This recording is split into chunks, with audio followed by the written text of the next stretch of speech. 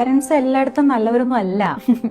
അത് പറയുന്നതിൽ വിഷമമുണ്ട്. സത്യം പറഞ്ഞു കഴിഞ്ഞാൽ നമ്മളൊക്കെ മനസ്സിലാക്കി വരുന്നിടത്ത് പാരന്റ്സിനെ കണ്ടു കഴിഞ്ഞാൽ റെസ്പെക്ട് ചെയ്യണം, ടീച്ചേഴ്സിനെ കണ്ടു കഴിഞ്ഞാൽ റെസ്പെക്ട് ചെയ്യണം എന്നൊക്കെ പറഞ്ഞു വരുമ്പോൾ അങ്ങനെ അല്ലാത്തവരും ഉണ്ട്.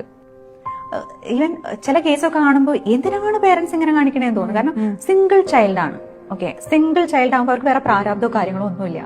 ബട്ട് 2023 ആകുമ്പോഴത്തേക്കും മാരേജ് എന്നുള്ളൊരു ഇതിൽ പോകുന്നു. അവർക്ക് ബെറ്റർ എന്ന് തോന്നുന്ന ഒരു അലയൻസ് വരുമ്പോഴത്തേക്കും കല്യാണം കഴിപ്പിച്ചു വിടുന്നു. റീസെന്റ് ഉണ്ടായിരുന്ന ഒരു കേസിനകത്ത് കുട്ടിക്കൊരു ട്രീറ്റ്മെന്റ് ചെയ്തിട്ടുണ്ടെന്നല്ലോ, അത് വലിയ സംഭവം ട്രീറ്റ്മെന്റോ കാര്യങ്ങളോ ഒന്നുമല്ല. അപ്പത്തേക്ക് ട്രീറ്റ്മെന്റ് ചെയ്ത ആളായതുകൊണ്ട് പാർട്ട്ണറിനെ കിട്ടില്ല എന്ന് പറഞ്ഞ് വരുന്ന ആരാണെങ്കിലും ശരി അയാളെ പിടിച്ച് കല്യാണം കഴിപ്പിച്ചു കൊടുക്കാന്നുള്ള രൂപത്തില് കല്യാണം കഴിപ്പിച്ചു കൊടുത്തു വിടുന്നു.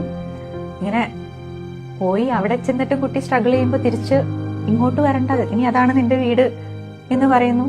അവിടുന്ന് അടി കിട്ടി എന്ന് പറഞ്ഞു കഴിഞ്ഞാലും വെറുതെ ഒന്നും അടി കിട്ടില്ല, നിന്റെ ഭാഗത്തും എന്തെങ്കിലും ഉണ്ടാവുമായിരിക്കും എന്ന് പറയുന്നു. എവിടെ വരും?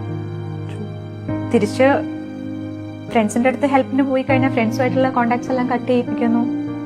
ഞാനെന്നാ ഹോസ്റ്റലിൽ പോയി നിൽക്കാന്ന് പറഞ്ഞു കഴിഞ്ഞാൽ അതിനും സമ്മതിക്കാതെ ബഹളവും പ്രശ്നങ്ങളും വഴക്കും അടി ഇടിയും ഒക്കെ ഉണ്ടാവുന്ന സാഹചര്യത്തില് ഈ പറയുന്ന കാര്യങ്ങളൊന്നും പ്രാക്ടിക്കലി പോസിബിൾ അല്ല. ഇവിടെ ഒരാളും നമ്മൾ കൺഫേം ചെയ്ത് ഞാൻ നോക്കിക്കോളാം എന്ത് വേണമെങ്കിലും ചെയ്തിട്ട് വന്നോളൂ എന്ന് പറയാൻ ഒരു ഗവൺമെന്റും ഇല്ല, ഒരു അസോസിയേഷൻസും ഇല്ല, ഒരു ഇൻഡിവിജ്വൽസും ഇല്ല, ഒരു മീഡിയ ഇല്ല.